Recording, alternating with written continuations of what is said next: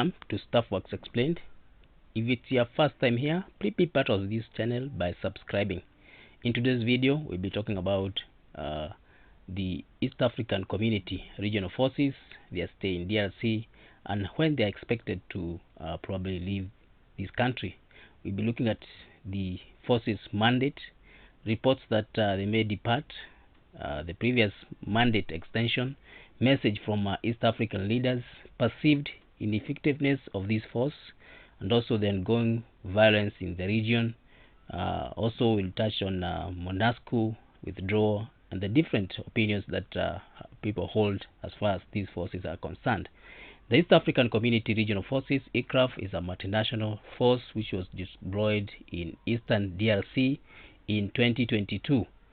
This was to help to stabilize the region and restore peace. The force is made up of troops from various East African countries, including Burundi, Kenya, South Sudan, and Uganda.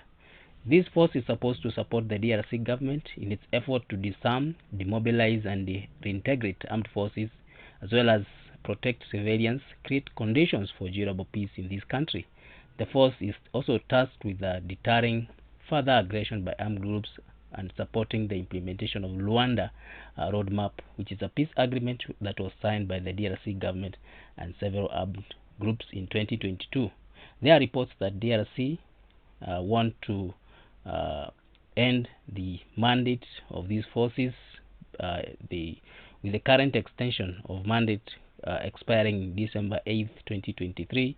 Officials in the DRC said that this force will leave the country, and these signals a refusal to extend any further mandate for the troops. The current EACRF mandate was extended for the second time in September, that is, and it was supposed to go for 3 months, expiring on December 8th. But according to the communication minister of DRC, Patrick Muyaya, Kinshasa will no longer be granting further permission for stay for these forces. Muyaya says that the message is clear, and they have communicated to the East African community leaders that the forces will be leaving on December 8th. And one of the reasons that they have been given as for the departure of these forces is because they have not been able to resolve the problem, particularly that of M23, which has been blocking the pre-cantonment process for 2 months, and they have not kept their part of bargain as far as Luanda agreement is concerned. There's a general feeling among the DRC leadership on the inability of the regional forces to resolve this issue of M23, and therefore, according to Patrick Muyaya, measures should be taken, and the forces should not go beyond December 8th, when the current mandate expires. The Congolese authorities have often decried lack of effectiveness of the regional forces in dealing with the rebels in the eastern DRC, mainly the M23. These are the forces who took up arms in 2021, demanding that the Congolese government should openly engage with them. Currently, the government is accusing M23 of blocking the pre-cantonment process by maintaining control of the strategic communication points in the territories of Masisi, Rushuru, in North Kivu, and this is in violation of roadmap which was signed in Luanda in the search of peace in this region. So the government accuses the EACRF forces of looking on as these violations happen. But the DRC military has also been accused of using proxies to attack M23 bases while keeping a public profile of obeying a ceasefire signed with the rebel groups, including M23. EACRF forces are not the only forces that are supposed to be withdrawn from this region. There's also MONUSCO, United Nations force, which is supposed to be gradually withdrawn from this region. In December this year, the United Nations force, that is MONUSCO, that has been there in DRC for 24 years, will also begin its gradual withdrawal from the DRC. In North Kivu, several civil societies organizations have organized marches to demand that MONUSCO and the EACRF leave the DRC. Despite the various performances, despite a public disapproval expressed by the president of DRC about the effectiveness of the EACRF forces, the leaders of the region have prevailed upon DRC to have the forces staying longer. The DRC authorities are nonetheless satisfied with one of the countries, Burundi, which has been here for some time. It has been praised especially for the work that it has done, especially in containing some of these rebels. The M23, on the other hand, has been critical of Burundian contingent. It has been accusing it of leaving the field open for self-defense groups to attack rebel position. At present, although the Congolese army claims to be respecting the ceasefire put in place at the beginning of March 2023, fighting is almost daily occurrence in the certain territories of North Kivu, notably Masisi and Rushuru. One group called Wazalendo Self-Defense Group is fighting with M23 group. East African leaders had previously extended the regional force mandate by 3 months, and the decision had been announced in 22nd extraordinary summit of the EAC head of states, which was held in Nairobi, Kenya. The leaders of Burundi, Kenya, Tanzania, Rwanda, South Sudan, and representatives from DRC and Uganda had convened to address the ongoing issues in the eastern DRC. In a communique, they stated that the leaders had collectively agreed to extend the mandate of the regional force, which expired in September 8th, and with the new extension, this force was to stay in DRC up to December 8th. Then we have some developments. Death of a Kenya soldier who was attached to this force.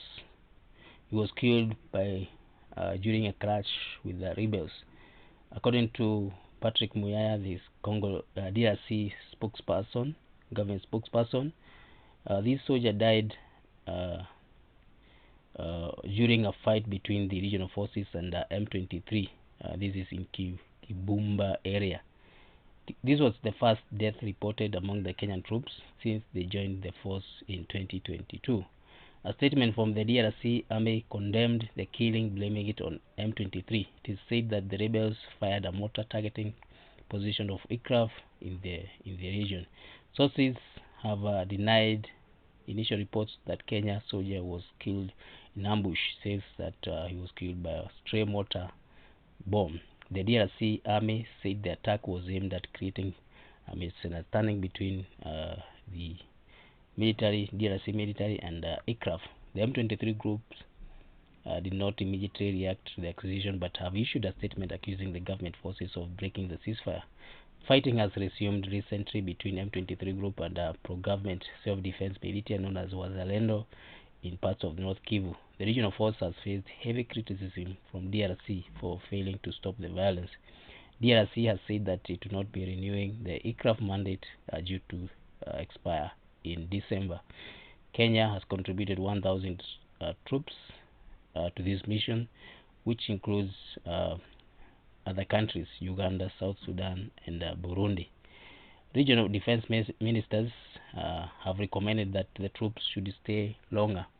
In a meeting, the ministers recommended an extension of the EACRF occupancy until peace and stability is fully restored. The defense ministers discussed a range of security issues concerning DRC and noted that for the extension of the EACRF mandate, that should be done given the relative calm in the country. In August 2023, the EAC defense ministers unanimously supported the call to have the EACRF remain focused on its mandate to support the DRC in restoring peace.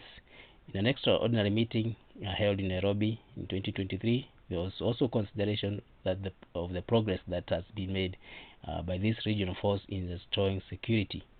The meeting noted that insecurity continues in areas where withdrawal has not been achieved. EACRF was first deployed in November 2022 and has its mandate extended twice, from March to June, and then from June to September, and then from September to December, with now the current mandate expiring December 8th, and the DRC government is not keen to have that mandate extended. EACRF is supposed to be a buffer zone or force to prevent confrontation between armed groups and encourage political dialogue. EACRF was supposed to leave DRC in September 2023 unless Kinshasa signed an extension of the status of the force agreement, a deal between the East African Community and the government of the DRC granting mandate for the forces. However, this has been decided. Based on this analysis, it appears that EACRF may leave DRC when the mandate expires on December 8, 2023. The DRC government, including Communication Minister Patrick Muyaya, have expressed their unwillingness to extend the mandate beyond December 8th. They have conveyed the message to the leaders of the East African Community during an extraordinary meeting. The primary reason for this potential departure is of perceived ineffectiveness of the regional force in addressing security challenges in the Eastern DRC, particularly with regard to M23 groups. The DRC government believes that EACRF has not been successful in resolving the issue and has accused them of not taking action against M23 violation. United Nations MONUSCO is also scheduled to start gradual withdrawal from the DRC starting this December 2023. This will further complicate the security situation in DRC. While the DRC government is adamant about EACRF departure, there seems to be a difference in opinion within the region. Some of the East African leaders have extended the EACRF mandate for 3 months, emphasizing the need for stability in this region. The situation is as in DRC is complicated, and especially with ongoing clashes between the EACRF rebel groups like M23 and the Congolese army. And this has resulted to casualties, including the death of one Kenyan soldier and civilians. These incidents have further strained the relationship between the regional force and the DRC government. Regional defense ministers have recommended an extension of the EACRF forces presence in DRC, and they want this to continue until peace and stability is fully restored.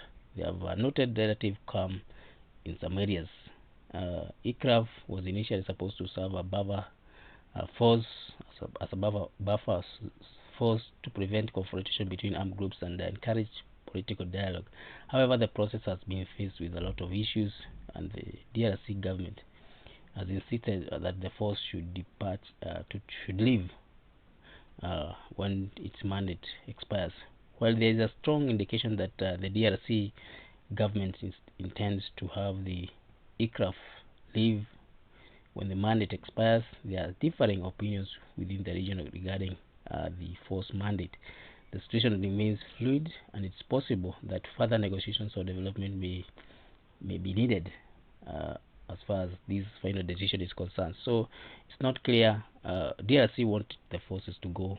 Other member states of EAC wants them to stay until they have achieved what they want to do there. So we'll wait and see whether they will leave, whether the mandate will be extended, or what will happen. So thank you for watching this video. If it's your first time here, please subscribe to this channel. Watch other videos that you have done on EACRF and DRC, Eastern part, as well as others. Thank you.